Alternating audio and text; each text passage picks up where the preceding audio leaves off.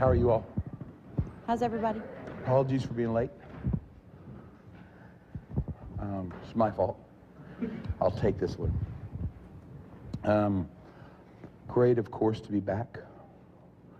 Trying to tell you how the system works to start these things, why we're here. Chicago started the tour a little about a year and a half ago. One show went to 11. Atlanta, one show went to 5, and here it started happening. St. Paul went from 1 to 11, and you had to throw the tour out, the schedule out. Then the main question was, where did you have the most fun last time? There's the science on how we pick the cities. That was it. So this has been a real blessing, because every time a city comes up, you know it's going to be a place where you had a great time last time. So the pressure is off of us. It's on you. We come here knowing what you can do, and we're going to be very disappointed if you don't do that. But it's going to be a lot of fun. We're here. Sorry, would you hold on this for me? Sure.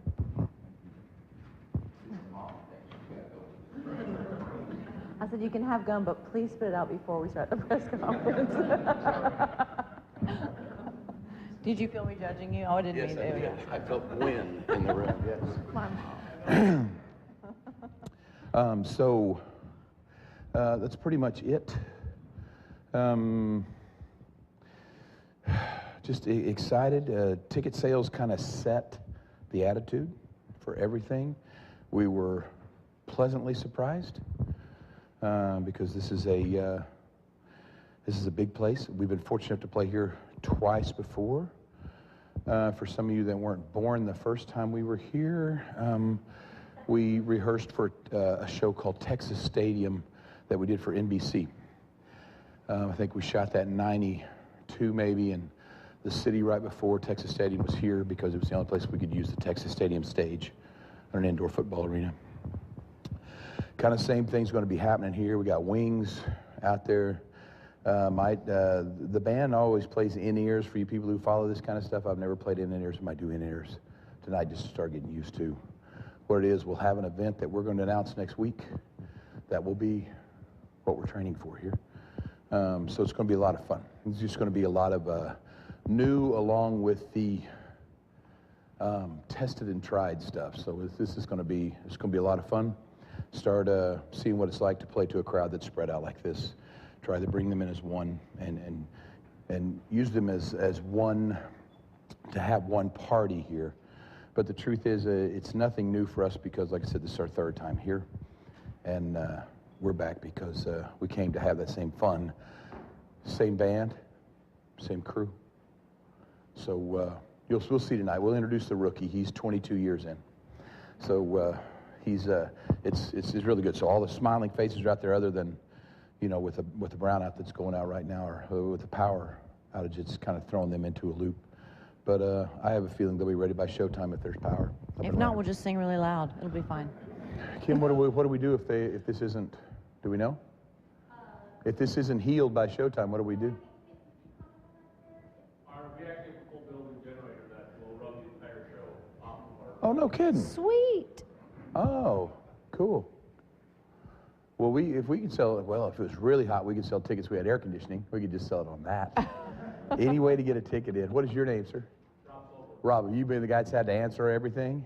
Yeah. All right. Well, hopefully you can stand down and wait for, I mean, and kind of the pressure's off for a second and let us take some of them. But thank you for that. That's nice to know. So the party's on no matter what. Good. Love it. So these things get a lot more fun for me and Miss Yearwood when we're not talking at you but talking with you. So questions are more than welcome. And the only thing I have is if you ask a question, would you please identify yourself so we'll know who we're talking to, please. Anybody have a question? Yes, sir? First off, Andrew, with Fargodome magazine. Hey, Andrew. Being here for 4 days, you know, do you guys get to see the town at all? I know that you guys were at Fargodome. I guess what do you hope to do in your free time that you have? A little bit you have. Well, your weather, first of all, just means whatever it is that's outside. Because we just came from Nashville, and it's unseasonably cool. We had rain and hail yesterday, and it was cold when we left. So Yeah. So when we hit the we're ground today, excited. it was like, ah, Yeah. nice. So it's great. And sir, your name was Andrew? Andrew. There's 50 of us. We do everything together. We're a family. And we fight like a family, laugh like a family. It's weird, though. The only color of clothes these guys got are black. I don't get it. So we look like a little black cloud rolling all over the place. But we're here to, I mean, I eat. As you can tell, I eat a lot. So it's one of my favorite hobbies and pastimes. So we'll check out the local flavors, and we'll be getting tips, hopefully, from you guys at Yeah, the you have start. to tell us the place we have to go. Security guys back here you'll find a guy that looks like he knows what he's doing when he's eating. Say, where's the best place for pizza or burgers or anything like that, and then we'll end up having some team dinners and stuff. Because again, man, we do everything together. Original lighting guy, original sound guy, original stage guy. We've all just been buddies for forever. Yes, ma'am. Lisa with Valley News Live.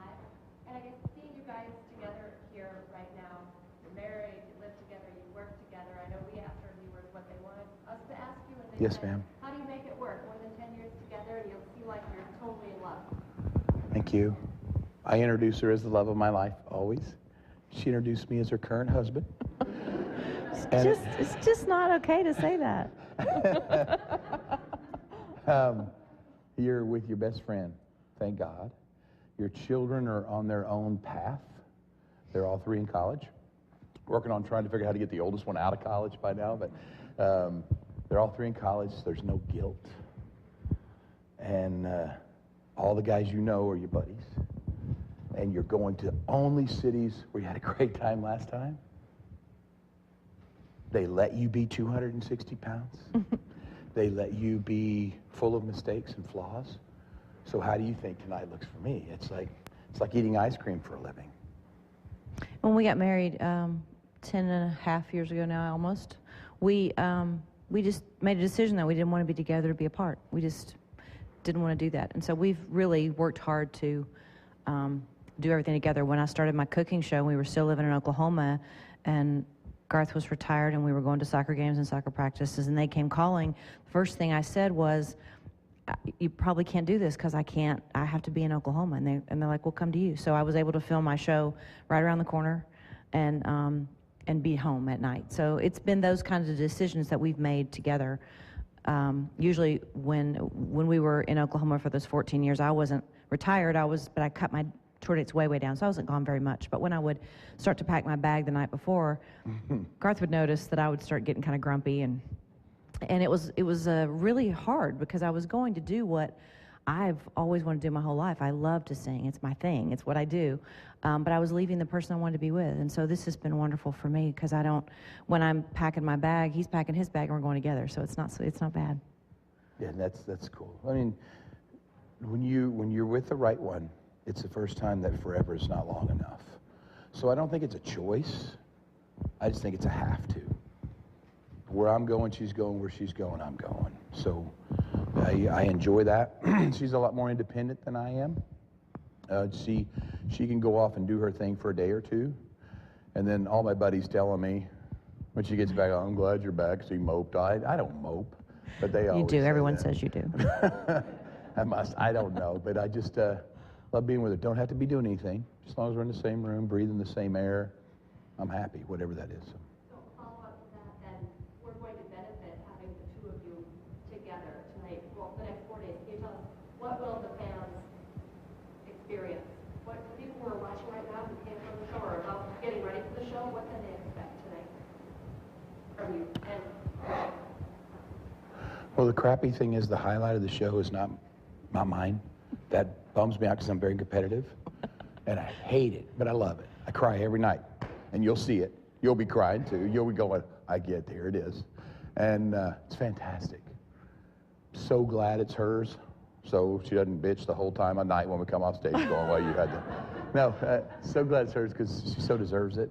I'm a very, as an entertainer, as an artist, I'm very loose. You're going to hear a lot of mistakes, a lot of flaws.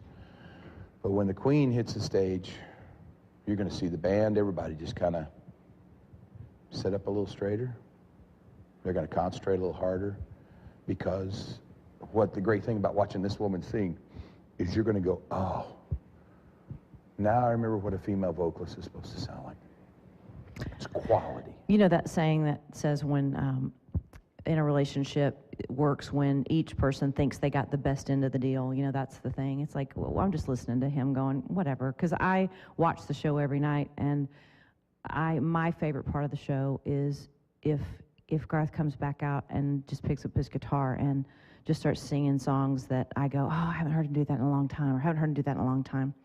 He undersells himself as a singer. You know, he is the entertainer of a lifetime, but he's a really great singer, and he's a really good guitar player. So I enjoy when he comes and steps out and does that. And when we toured together twice before in 91 and in 98, I opened the shows, and so this has been different for me. I'd been on the same stage as Garth, but I'd never shared the space. So you have to I'm pretty laid back. My shows are kind of like this. I'm talking, I'm singing, I'm pretty cash. There's an energy on that stage. If you don't bring that energy, you're going to die up there. And so it's been really great for me to start off scared to death, and I'm still a little scared every night, and it's good because it's I think it's up my game, and I so enjoy the time on stage with you. It's really fun. And make no mistake, she did get the better end of the deal on the marriage side. Really, you're just in fine form today. Yeah. Rare form. Rare form as usual. I feel great. That's the thing. Not hurting. Just feel good. You know, the whole thing with Prince, when he talked about, you know, doing all his touring and everything, and how that pain it starts to come up. I'm 54, so except for today, hey, I feel great. It's awesome. It's going to be a stupid show tonight. Unfortunately, these people are going to get the brunt of it, because when I feel good, they're like, oh, crank it down about 3 or 4 notches. I just can't. When I feel good, I want to run. So this is going to be a stupid night. It's going to be a great way to start. Yes, sir. Yes, sir. Dana Bond from WBAY TV. Dana? Nice to meet you. Pre and post retirement. What's the difference? Pre-guilt. Taylor in 92, we're just starting, right? Now, no cell phones. I'm not much of a husband and partner to their mom, Sandy. I'll go a week without even touching base. Once the child came, then here comes hey, your mom and dad was there every time you looked up. Your mom and dad was at every football practice. Whether you started or not, they were in the stands. Where are you for this kid? So me and her had a talk at the Olympics in 92. She'd just been born. So she was about 4 months old when we had our talk. And I told her I guaranteed her before she was 6 years old I'd be out. I missed it by 2 years. She was 8. And we had that talk every year. So it was a hard day for me, but I knew that was the right thing to do. And I'm sitting there going, you know, you're doing the same thing that you're going, what have I done? What have I done? And the first soccer game you go to, screw that. This is what life is right here. There's my baby. She's healthy. She's getting to play. I'm bawling like a baby. She's right there watching me cry my eyes out. And nothing better. And I got to tell you, as much fun as I'll have tonight, nothing beats being a dad. Children are the greatest invention God ever came up with. So dig that. The greatest gift I ever received was from God and the people, and that was the 16 years to go home and raise our kids. We were financially set to do it, and people were sweet enough to still make me feel like I was somebody, even out of the light. They were always sweet that way. The dads were sweet enough to know that I did something for a living different from them, but I was a dad, and they let me be. So I got to hang out with all the guys from American Airlines. That's the place there in Oklahoma that employs most of the dads there. And we'd sit on the soccer field, watch our kids and talk. And then 3 kids down to 2 when Taylor went to college. It wasn't that different in the house. Still rambunctious as well. 2 to 1, it became a morgue. And I started getting nervous. My mom had a hard problem with empty nest, a hard one. She had 6 kids, so it was in my genes. I was having a hard time. She saw it. And she was the one day said, would you ever think about touring again? And I said, well, I would, but with the people, with the industry. And Chicago was the answer. You know, so Second greatest gift I ever received in my life? Chance to get to do this again, this age. If there's one word on this tour I think that wraps everything up, it's gratefulness, or grateful. I don't think I was an ass in the 90s. I don't think I took things for granted. But there's a level of gratefulness now, this age, getting to tour on this level, having what was declared the largest tour in the world last week from the ACCAs, and knowing you're doing it at 54. Fantastic. Feel lucky. The fact that it's under the flag of country music where it belongs, because we have the most loyal, and the country music has the most loyal and the biggest following, makes me very, very proud. So, love them both in different ways. My favorite, being a dad. Yes, ma'am. Keep up the energy. You said you feel great. The amount of shows you do is crazy or stupid. Okay. Stupid awesome, stupid fun. Thank you, God. Yes. How do you do it? I mean, people are going to be like, how does he do it, and can he share that secret with us? It's music. It's music. Do you like music? Yes. Do you ever get in the car, turn it way up, and just hope somebody's not watching or whatever? That? Mm-hmm. It's my life every night. Every night. That's pretty freaking cool, you know? He is like a puppy, though. He will go, go, go, go, go, and then he just falls over. And it's like, you know, ever seen that? What's that? Her day up, Right. I wake up slow. I have coffee. I read a little bit of a book. He wakes up like a puppy. He just like, let's go, let's go, let's go, let's go, and then just out. So that's how it works. I will agree with that. I learned early on to not try to talk about important things in our relationship at night when we were getting ready to go to sleep, because you know how I think that, not to generalize, but I think most women, when they lay down at night, is when they think about all the things that they need to do or the things they want to, they go through this mental checklist. And speaking for not all men, but I know this guy, when he lays down, he's been doing that all day. So when he lays down at night, he's just out. So it's like, you know, I want to talk about, and then if you want to talk about something important and your husband falls asleep on you, then it really gets bad really fast. So after 10 years plus years of marriage, I don't do that anymore.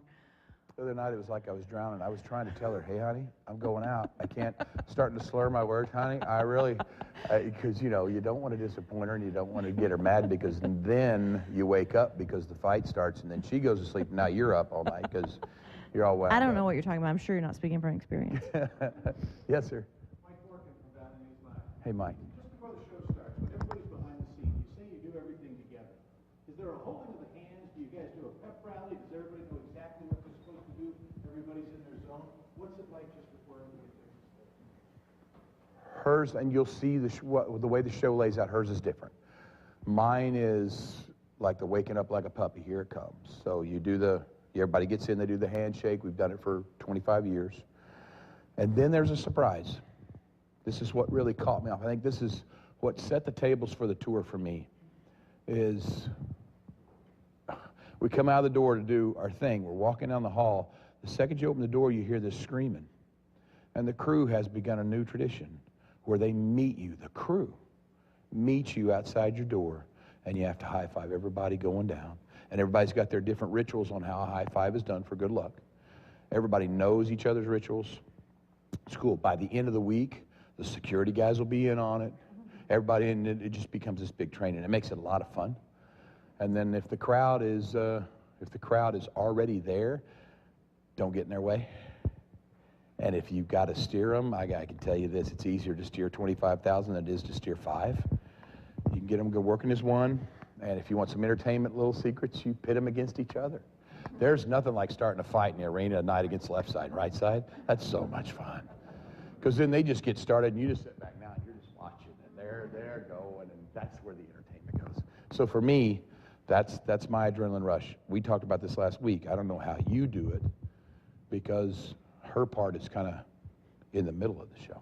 Well, neither one of us like to be ready a lot sooner than it's showtime, because you get nervous if you're totally dressed and ready to walk out the door and you've got time to kill. So what I do is I put that off as long as possible and make sure that he's ready. And then once he walks out the door, then I know I've got a little bit of time. And I usually end up really rushing, because I'm putting an earring in, or I wear ear monitors. I'm sticking them in right when I'm walking out the door because I don't want to be ready because I'll get nervous. So You we get nervous share that. if you have time to wait. And nervous is you're nervous, all of us are nervous, and the more nervous you get, the less of a good job I believe you do, you know? So if you can be putting on your socks, going down to the, the thing where you don't get time to think about it, I think it's more fun that way. Yes, sir. Jim Murray from AFGO. Hey, Jim. What other artists inspire you? And kind of more importantly, what's on your MP3 players? Yeah, my guys, I'm the last of 6 kids. So my dad started with Haggard and Jones. That was the basis of our family.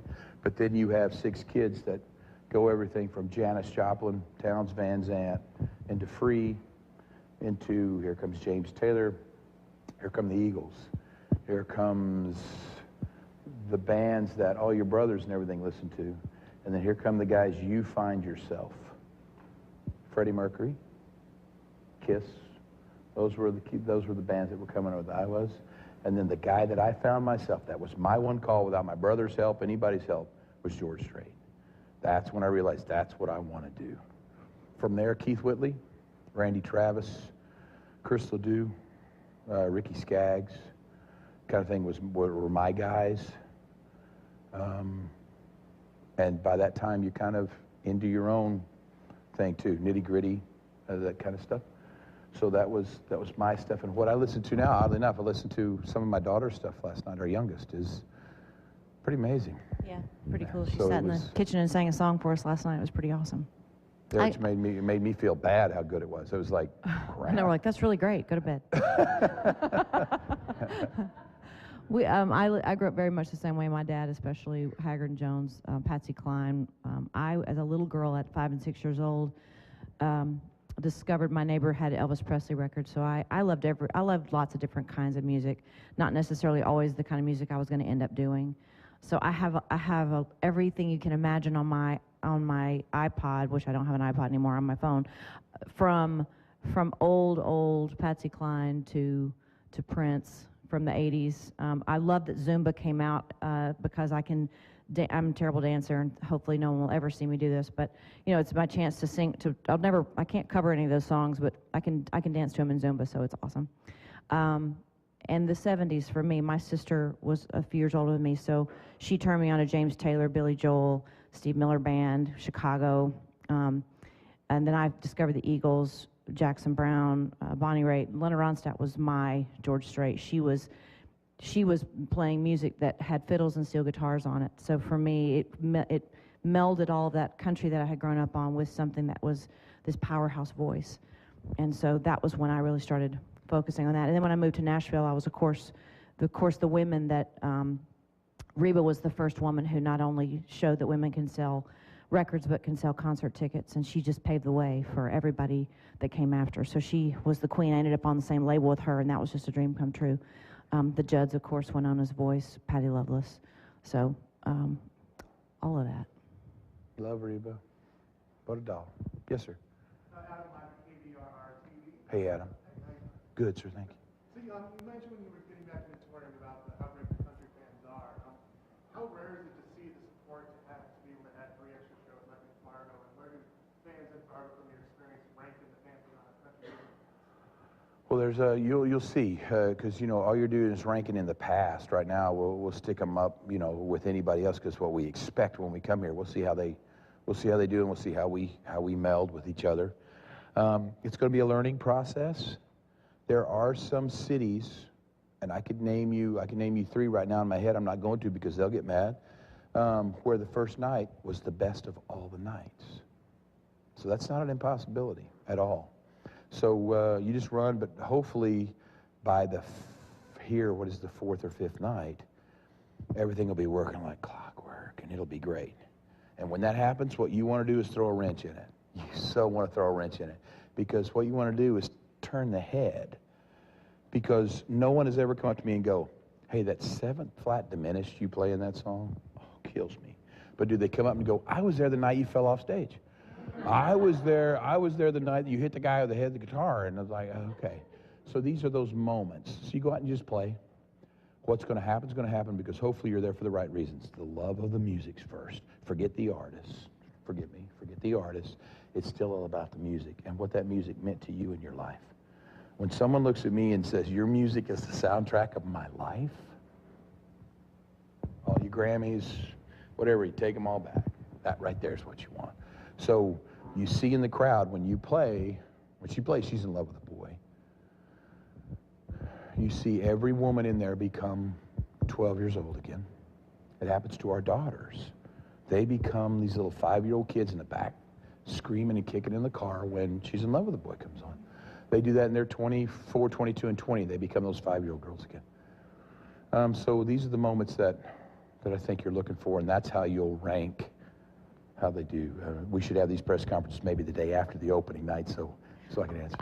I think country music fans, to your question about them, are in general really loyal, you know, and I think that people that are coming to the shows that came to see him, he won't say any of this, so I'm going to say this, who came to see him in the 90s want to come back and have that experience again. And then they want their children to experience it. Or maybe their mom brought them when they were too young to remember the show, and so they want to bring their mom back, you know, now that they're old enough to enjoy it themselves. And I think a lot of artists don't have the opportunity, let alone the desire, to add shows. You know, I think most of us, Garth hates it when I say this, but there's Garth and then there's everybody else. Most of us look at a tour and figure out our routing and our one night we're going to play in one city and go on.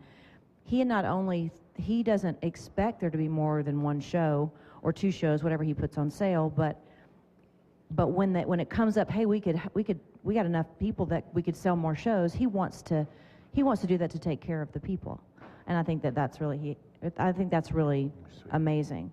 I also think that we talk about, well, some people come to every show. There'll be people here that will come to every show every night.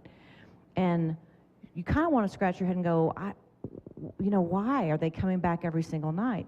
And I think it was Mandy in our group that said, it's like an amusement park ride. It's like you got to ride the roller coaster and it was just over too fast and you want to get back in line and go again.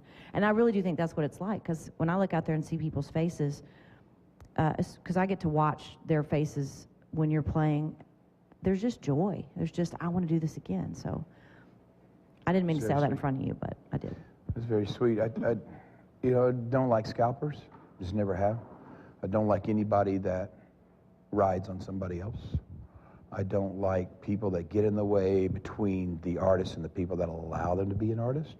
And I sure don't like the fact that if you can afford to sit in front of everybody else, you get to because you have more money than somebody else. That's not fair for me. So the thing is, if you put more shows on than there's actually demand, I don't mind playing for half house. There's some of those half house shows that become the magic shows of your life because you feel like it's very intimate and something incredible happens. Those have been some of the best shows ever. So I don't mind a half house at all. As long as there's more seats than people that want to, then hopefully the scalpers lose, and hopefully the attitude within the building is everybody's treated the same, we're all one, we're a family, and we have fun. Yes? Okay, yeah, I'm sorry, there's some people that we haven't even got to, so we might run over a little bit today, I'm sorry. Yes, ma'am? I'll just be quick. I'm Siri from Fargodome. Do you say your name is Siri? Is that your real name? That is my real name. Wow. Yeah, my parents were ahead of their time. I guess so. Either that or you're like 10. Mother's Day obviously is coming up this Sunday, and I gotta know, because your wife is obviously an incredible cook, but what are you gonna cook her on Mother's Day? And cook her a show, I think. Yes. Whatever catering's got to offer. That's right. Now, the great thing about this, we have caterers on this tour, which is fantastic, but the caterers have one guideline, a rule. They have to cook out of her cookbook. So it's fantastic. That was not my rule, by the way. I thought it was brilliant. I don't know whose rule it was, but it was brilliant. And then it's really weird because 99% of the time, they get really close. I mean, really close. It's like, wow, I'm eating at home without her having to do it. So it's really cool. So I don't know, this Mother's Day, I think the most important thing, especially, you still got your mama. You're lucky. I don't think we appreciate our parents till they're gone. I just don't. I think that's our human nature. I know my kids won't. I just hope they do after I'm gone, you know. So I think the thing for Mother's Day for me is just find as many moms as you can. Hug them, give your mom love, because it's funny, your mom love keeps coming out, even though your mom's not here. So you got to give it to somebody, or you're going to blow up. So we love moms. Moms get passes everywhere. I mean, anything moms want, we do, because moms are the bomb. Yes, ma'am. I'm sorry, were you going to ask a question? Your hand was up. Hi, Miss Sabrina.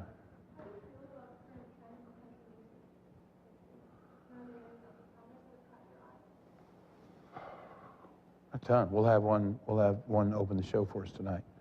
Name's Karen Rochelle, singer-songwriter in Nashville. You're gonna sit there and bawl and laugh, and you're gonna go, oh my God. And the crazy thing is, there's a lot of her in Nashville. As rare as she is, there's a hell of a lot of talent in Nashville that, will you ever see get a record deal? I don't know. Because Nashville's not about the most talented. I'm walking proof of this. There's guys that, gorgeous, pick better than me, sing better than me, write better than me, that for some reason, timing, whatever, just got lucky, you know. So that's the whole story of Nashville. When you ask about influences, Jim, was it you? Were you asking about the influences? One of the big influences was Boston for me, that record, Boston's Boston. With that, he had the Rockman, the very first guy to ever use a Rockman. Well, if you look at songs like Alabama Clay on the first album, it's the first country album that's got a Rockman in it, right? So at that time, you think these guys are going, that Garth Brooks is a punk. Listen to this stuff that he's bringing into country music that shouldn't be here. So what's in country music now? What these kids were raised on, hip-hop, dance beat-driven stuff. And the old guys are going, that's not country, right? It's what happens every time you turn the page. So I like it myself. And there's guys like, who's the kid, Hunter Hayes? Oh my God, you could give Hunter this thing right here and he'd find some way to play it, and play it amazing. And it's like, it's crazy. So the talent level is crazy. I think our daughter's very talented. But the truth is, everybody in that school is amazingly talented. So I think it might be because of karaoke, it might be because what, but I think the new generation is uninhibited when it comes to talent and showing their stuff, where we were always the odd ones if you sang or played. You were the rare ones, you know, or the people that didn't fit in. I also think everything goes in cycles. You know, right before we moved to town, everything in country music was they said pop at that time, you know, in the late 80s. And then all of a sudden you had Randy Travis and Ricky Skaggs, and everybody went, oh, that's what I want to do. And so it became more traditional. It just goes in cycles. You know, it's interesting now to me that the younger generation who hasn't got their record deals yet, they're all buying vinyl. You know, vinyl's the new thing. Vinyl's the new thing. So I feel like we're getting ready to go back to a purist kind of thing, and it'll go in a cycle again. I think it's just people we all do. We love everything for a while, and then we want something different. And then that comes along, we love that for a while, and then we want something different. So I'm interested. I'm excited to see what's going to happen next. I know this isn't what you asked, so forgive me, but I can't pass this up because it's talking about somebody else. I don't like to talk about other people. Randy Travis might have done something that no other artist in any format or anything has done. He changed the direction of the format, but he didn't change it off to left or right. He changed it back to the way it was, and it was welcome. That's the crazy thing. So I think everybody from that moment has wished Randy knew Randy Travis would come along to bring this country music back, but the thought that it never happened before him probably will never happen after him. I think he's the only artist of any format I can think of that steered a format back to an original pattern, and it was cool to do it. It wasn't, oh, here we go, back to the square, you know. It was cooler than hell. That guy was amazing. I know we're running out of time, but I want to say, I think the reason that country music always has worked is that it's always been song-driven. It's always been about telling a story. And I think we are in an era where some of that storytelling is gone by the wayside, which is why when songs like when Miranda Lambert came out with A House That Built Me, everybody, including me, was just sucked in because I want that story. I want that melody. I want that picture painted. So when those songs come along, you're just in it. And I think that's one of the things that makes country music unique. And even if it's not every song, when it comes along, you know it and you feel it. And it's country music, that's usually country music's basis. Is country music doing it the best right now? Not in my opinion. Pop is. Adele. Okay, here comes a story song, here comes a well-written song by someone who can sing her ass off. Does this sound familiar to anybody? This is what music should be, and they rewarded her. Bruno Mars, I think one of the greatest entertainers ever, but he's also, the songs he's doing are fun. They got great lyric in them. Pink, they're that whole thing. Oh, that melody. God, it was gorgeous. And you can capture somebody with a melody and they can't move. And so I applaud them for doing it. I hope us as a format follows that and not gets back to melody and lyric, but even gets better with melody and lyric. Did you have a question back here, partner? I don't want to put you on the spot. I saw your hand up, so I just want to make sure you... Hey, John. When you put tickets up for the first time, you broke the internet from Fargodome, and then you walk in the building and there's power off. These things come in free, it's free. You're nervous? Yeah, I wasn't. I wasn't until you brought that up. Thank you very much. Yeah, and can you, because they call me or text me. Can you explain, did we do 2 on sales here? Or yeah, because the first one, yes. Could the ticket company be Paciola or something that did this one? Does anybody know? Does that sound? Yeah. These guys were great. We had just done Des Moines, which was a home run. So they were sweet enough to think if we just do this, then more people will get in, less bots, everything. When someone makes a mistake like that, I walk up and hug them. That's what it's all about. If they were to go, hey, you know what, we can still get the Des Moines numbers and save some money and do this, that's when it's not cool. But these guys truthfully tried to make the system better. I'm always for that. It blew up. The people were patient enough to wait 1 more week, and the tickets went on sale again. And, you know, and come on, man. I don't know if you guys know this because you're here. But this is one of those places when you land, your fist kind of flattens out. You're going to meet some kid at the airport that's working there. He's going to have a nice firm handshake. He's going to look you in the eye, just the way your dad wanted you to be. And I trade places with my dad because I'm older. These are good people that want to work for a living. This is the silent majority that I'm worried that our politics are forgetting about. We're all into all these little bitty kind of segments. Let's don't forget the big silent majority that just wakes up, goes to work, pays their taxes, goes to church on Sunday, raises their kids. Let's don't forget that voice. This is where landing right there. I feel very much at home here, not because I'm that way, because I love people who are that way. That makes any sense. Yes, sir. Hey, Ryan. I'm a reporter with the newspaper in town on the part of market. And I was going to ask you what fans should expect at the show, but instead what you expect of your fans. Well, that's how we started this thing. A lot of pressure on them. I got a good memory, man, and I don't do drugs. So I got a good memory, if you know what I mean, in this business. I remember this place. I remember this place being the biggest ass hall I'd ever played when we started the first note. And by the end of the night, it was a tight little family. And that's because of them.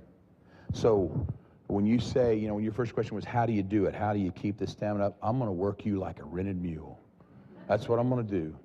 It's going to be the Tom Sawyer painting the fence thing. About halfway in, the big aha moment usually hits everybody when they go, oh, shit, this guy doesn't do anything. We're doing all the work. That's when you got it. You start it, they finish it. They can't get easier than that, more fun than that. And I think I'm the guy that has the most fun every night because I get to watch 17,000 entertainers. They only get to watch 2. Yeah. And what can people expect tonight? Just mass chaos, usually. There is a pact with the crew. The first song on the set list is guaranteed. Anything after that, it might not come in that order. They just better be ready. And there's been plenty of nights we're not. And again, those make some of the funnest moments. Yes, ma'am.